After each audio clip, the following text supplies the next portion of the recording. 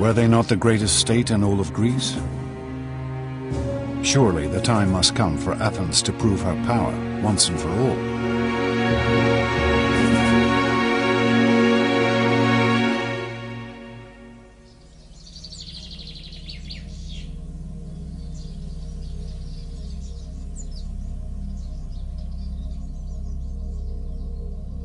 Then, in the year 416 BC, a daring proposal was put before the assembly. A proposal which, even if it did not defeat the Spartans, would at least satisfy Athens' hunger for glory.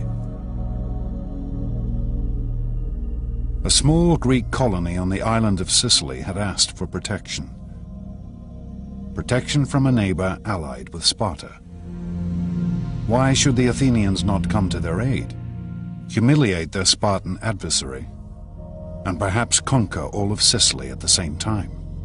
As one Athenian addressed the assembly, "This is the way we won our empire, and this is the way all empires have been won. Let us set out on this expedition, for it will destroy the arrogance of the Spartans, and at the same time we shall become rulers of all Greece."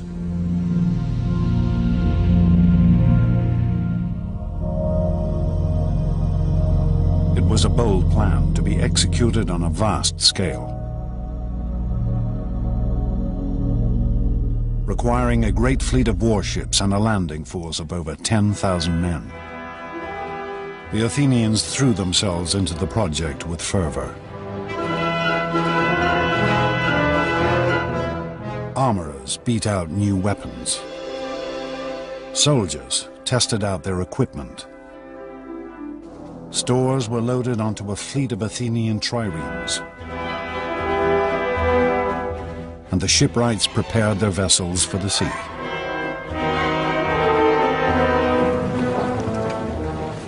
Then, to great fanfare, the mighty invasion force set out for Sicily.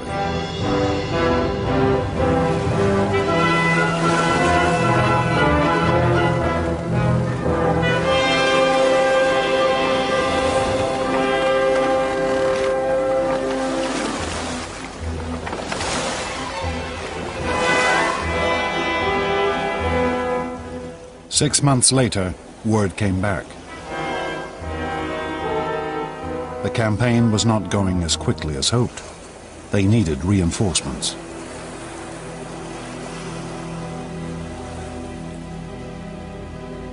And then, nothing. No news at all.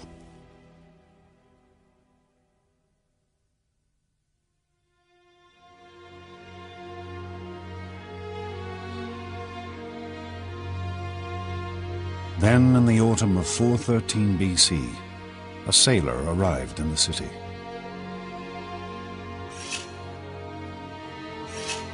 A man who needed a haircut. And as he talked to his barber, he told an appalling tale of a vast and terrible slaughter.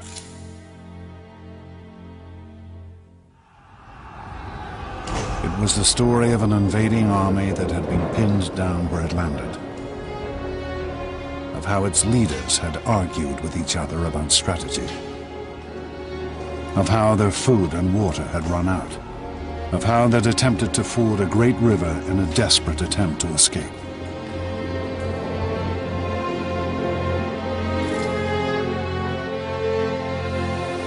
They rushed into it, all discipline lost, and every man wanting to cross first. They fell over each other and trod each other underfoot, and they drank thirstily. The water was foul, but still they went on drinking, mud, blood and all, the dead lying thick in the riverbed.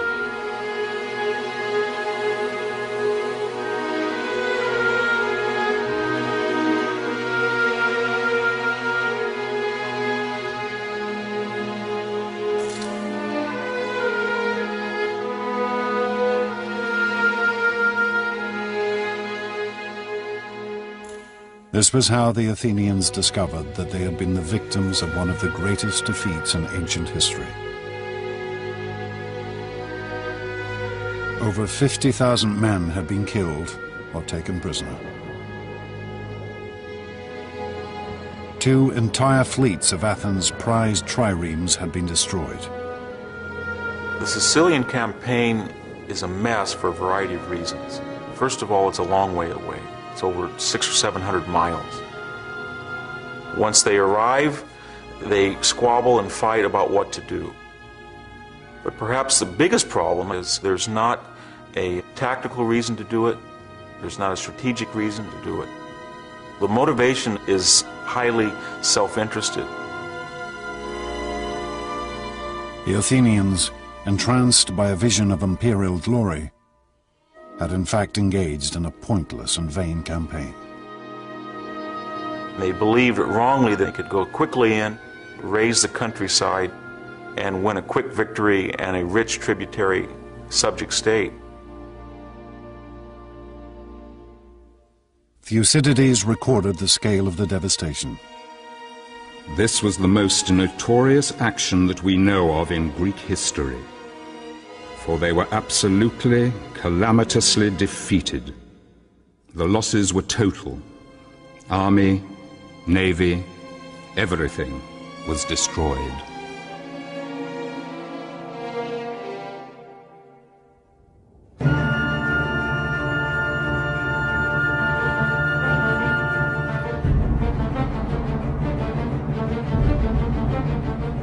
With Athens' military power now crippled, her enemies began to close in.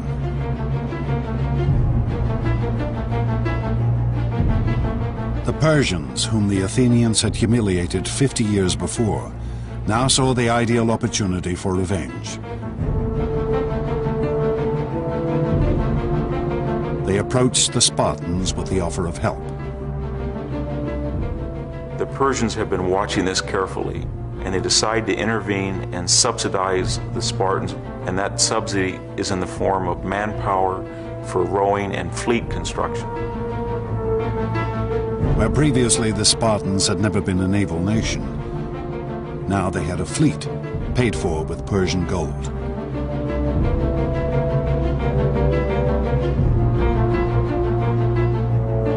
With Athens' navy decimated by the defeat in Sicily, the Spartans could now blockade the Athenian harbors. The great grain convoys from Egypt and the colonies could no longer get through. And finally, the Athenians began to starve in the streets.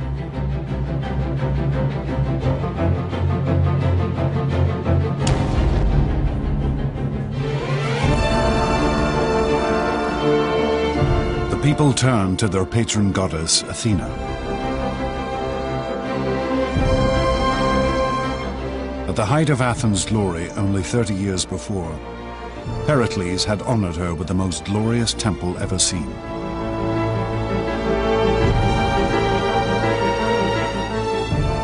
But the goddess could offer no help now.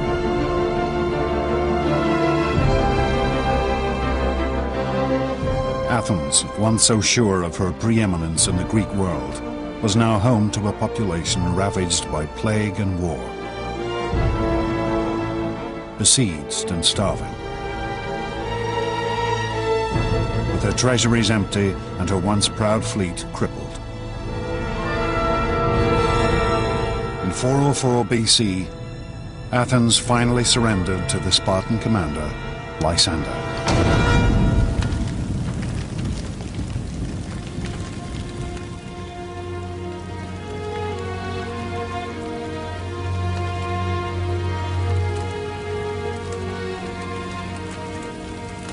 The Spartans' terms were heavy. The great walls which had defended the city were to be torn down. Her fleet was to be destroyed.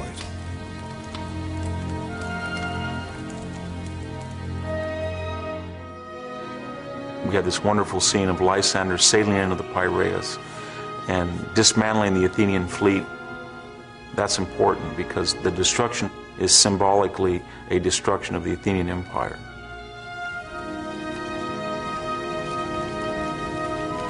What remained of Athens' mighty navy was put to the torch,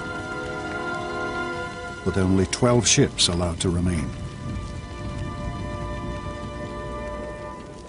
No longer would she rule the Mediterranean.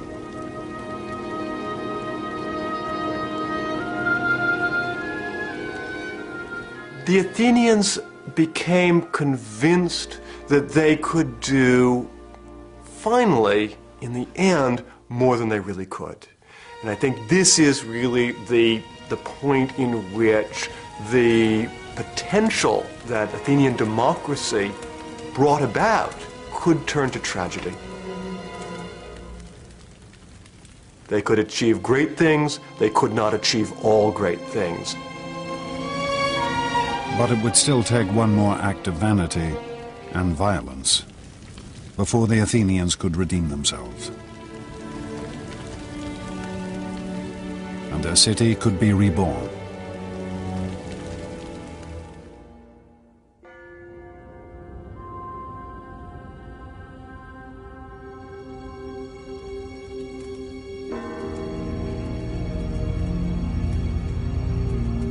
Humiliated, their empire lost, the Athenians looked for someone to take the blame for their defeat. They searched for an enemy within their city walls, someone who had dared to question their dreams of supremacy.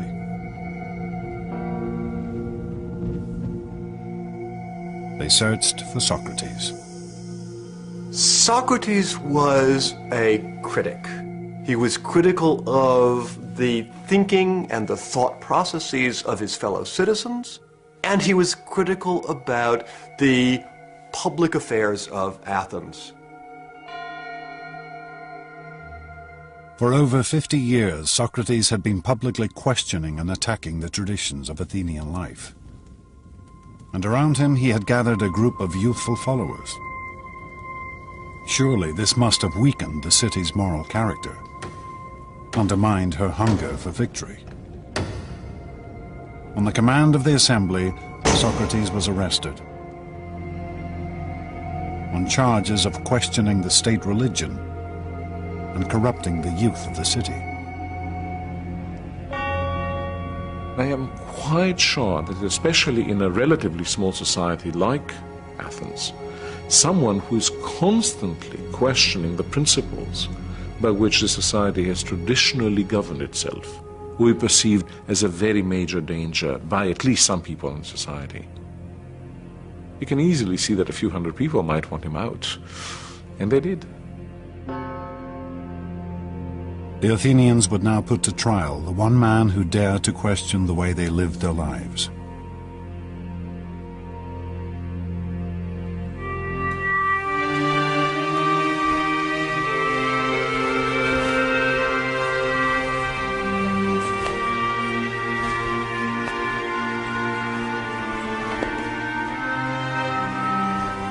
Socrates' trial would be held in Athens' central marketplace, under a canopy to shade the fierce heat of the Greek sun. He would be tried by a jury of his fellow citizens, chosen at random.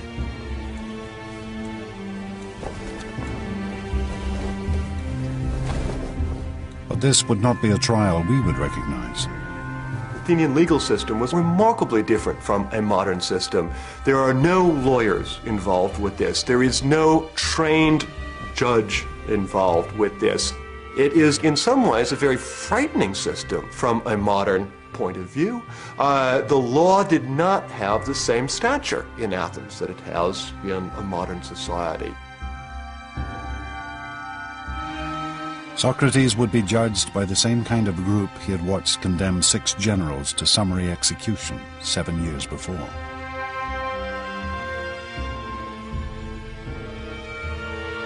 He would be given only a limited time to defend himself. All speeches in the Athenian courts were timed by a water clock. One jar of water steadily running into another.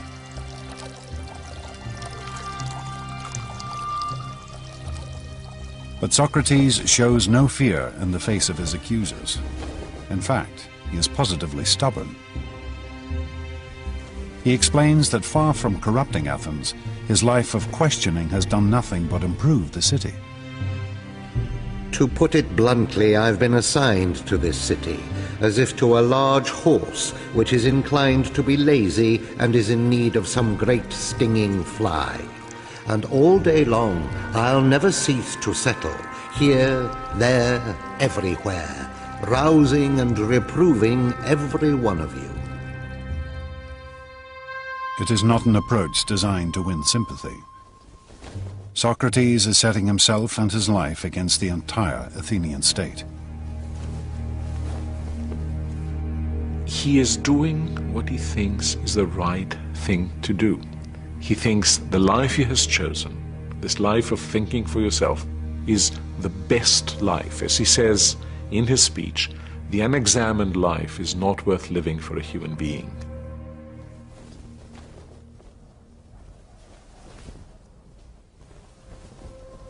If Socrates had simply apologized to the court, he might well have been acquitted. But instead, he demands free dinners for life, for all the work he has done.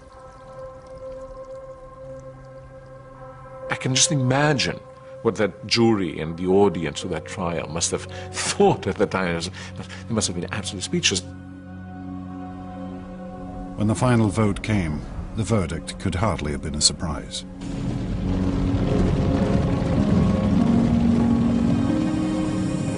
The court found Socrates guilty with the penalty of death.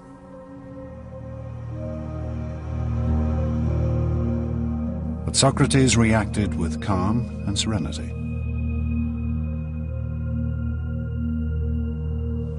Well now, it is time to be off. I to die and you to live. But which of us has the happier prospect is unknown to anyone but heaven.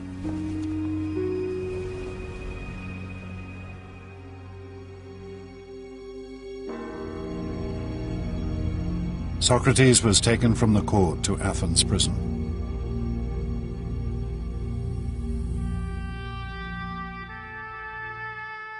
The site of this prison still exists.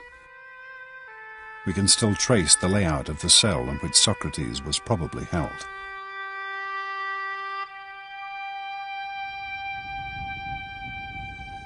And we still have accounts of Socrates' last days from friends who visited him in his cell. They are among the most famous Greek writings. For with his death, Socrates would transform Athens. He would show his fellow citizens that the principles of reason, of questioning the world, were something worth dying for.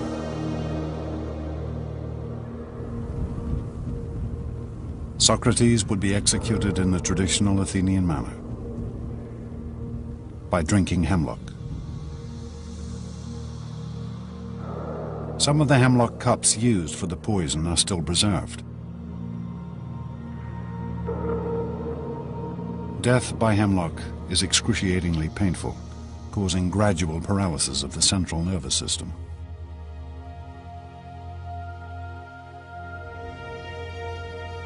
But as the moment of his execution drew near, Socrates turned to his friends, treating the whole affair as if it were nothing at all. For me, the fated hour calls. In other words, I think it's about time I took my bath. I prefer to wash before drinking the poison, rather than give the women the bother of washing me when I am dead. But as the hemlock was poured, his friends broke down. We have the account of one named Phaedo. In spite of myself, the tears came pouring down, so that I covered my face and wept broken-heartedly. And then everyone in the room broke down, except Socrates himself, who said, "Really, my friends, what a way to behave. I'm told that one should make one's end in a reverent silence. Calm yourselves and be brave."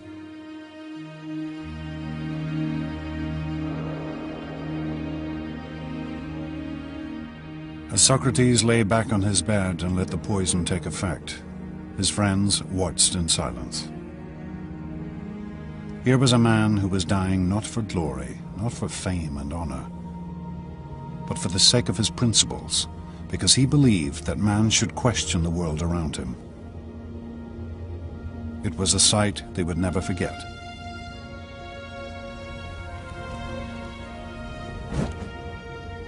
Socrates, in his life and in his death,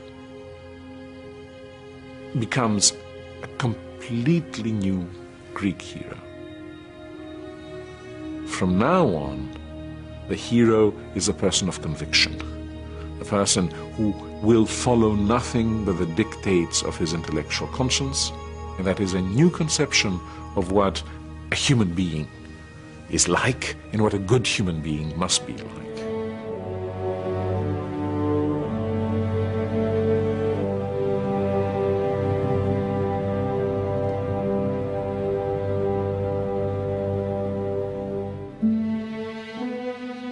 For centuries, the Athenians had believed in one ideal: the vision of a martial warrior hero.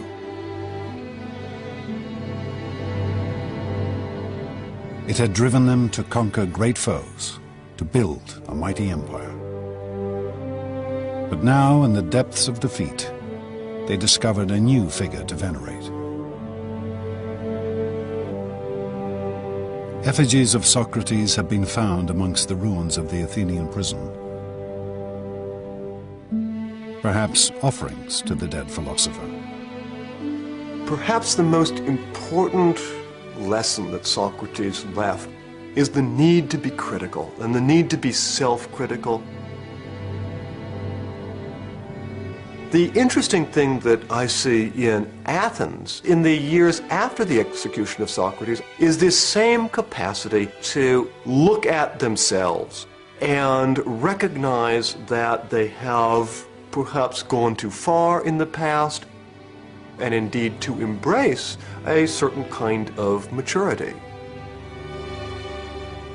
Athens was never again a great imperial power.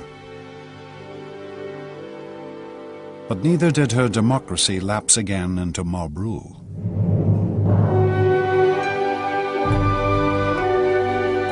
Instead, she became a city of intellectual inquiry.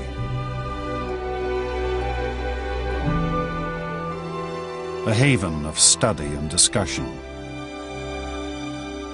where Socrates' students and his students' students slowly began to build a world based on reason.